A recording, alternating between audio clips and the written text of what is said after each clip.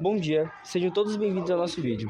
Neste seminário, nosso grupo irá apresentar dois experimentos relacionados à hidrostática, um importante ramo da física que estuda o comportamento dos fluidos em repouso e as forças que atuam sobre eles. Ao longo da apresentação, veremos na prática como conceitos como pressão e densidade influenciam diretamente o comportamento dos fluidos e explicam diversos fenômenos presentes no nosso dia a dia. Além de realizar os experimentos, também vamos explicar a teoria por trás de cada um deles, relacionando os resultados observados com os princípios científicos da hidrostática. Esperamos que este vídeo ajude a compreender esses conceitos de forma simples, dinâmica e interessante. Então, vamos começar.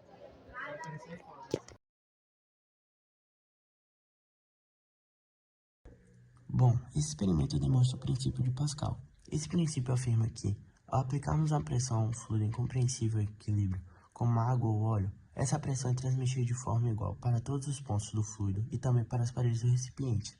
Na prática, isso significa que, ao aplicarmos uma pequena força, F1, em um embolo de menor área, A1, a pressão é transmitida pelo fluido até o embolo de maior área, A2.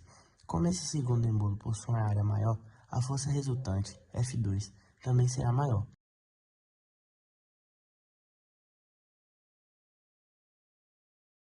Permitindo levantar grandes cargas com esforço relativamente pequeno.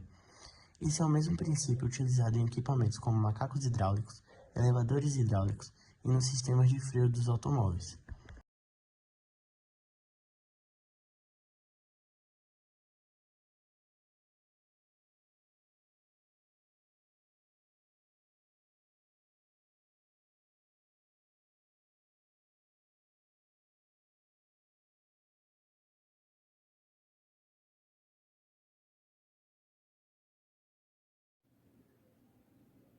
Bom, agora eu vou falar sobre o que é hidrostática. A hidrostática é a área da física que estuda os fluidos, que são os líquidos e os gases, em estado de repouso.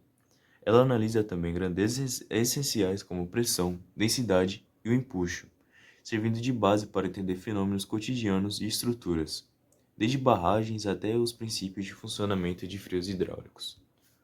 Os principais conceitos e leis que regem a hidrostática incluem a pressão, que é a razão entre a força aplicada e a área de uma superfície. Na água ou no ar, essa pressão aumenta à medida que a profundidade também aumenta.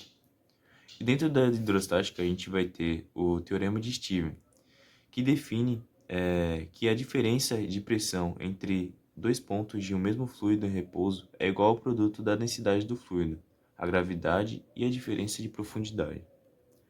Teremos também o princípio de Pascal, que afirma que a variação de pressão aplicada a um fluido incompreensível é transmitida integralmente a todos os pontos desse fluido.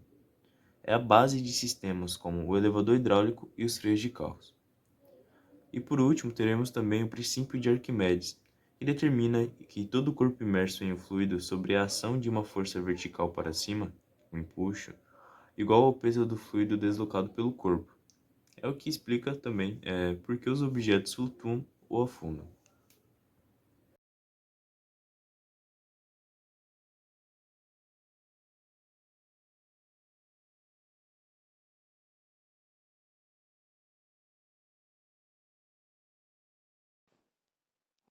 Então, neste vídeo vamos apresentar um experimento de física relacionado à hidrostática, usando materiais simples do dia a dia.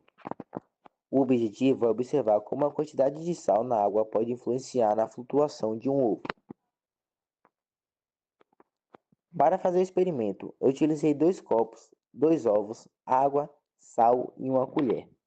Primeiro, coloquei água nos 2 copos. Depois, em um deles, adicionei algumas colheres de sal e misturei bem até dissolver. O outro copo ficou apenas com água normal.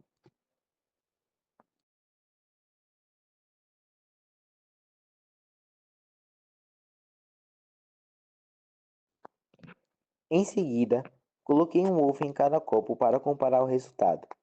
No copo com água sem sal, o ovo afundou. Já no copo com água salgada, o ovo flutuou, ou pelo menos ficou mais próximo da superfície. Esse resultado acontece por causa da densidade e do empuxo. Água com sal fica mais densa do que água comum. Quando a densidade da água aumenta, ela exerce uma força de empuxo maior sobre o ovo. O empuxo é a força que o líquido faz para empurrar o corpo para cima. Quando essa força é suficiente para equilibrar ou superar o peso do ovo, ele flutua. Esse experimento se relaciona com a hidrostática porque mostra como os líquidos exercem força sobre os corpos que estão mergulhados neles. Além disso, ele ajuda a entender por que alguns objetos afundam e outros flutuam, dependendo da densidade do líquido e do corpo. Concluindo, foi possível observar que o ovo afunda na água comum, mas pode flutuar na água salgada, porque o sal aumenta a densidade da água e, consequentemente, o impulso exercido sobre o ovo. Assim, o experimento demonstra de forma simples a prática um conceito importante da física hidrostática.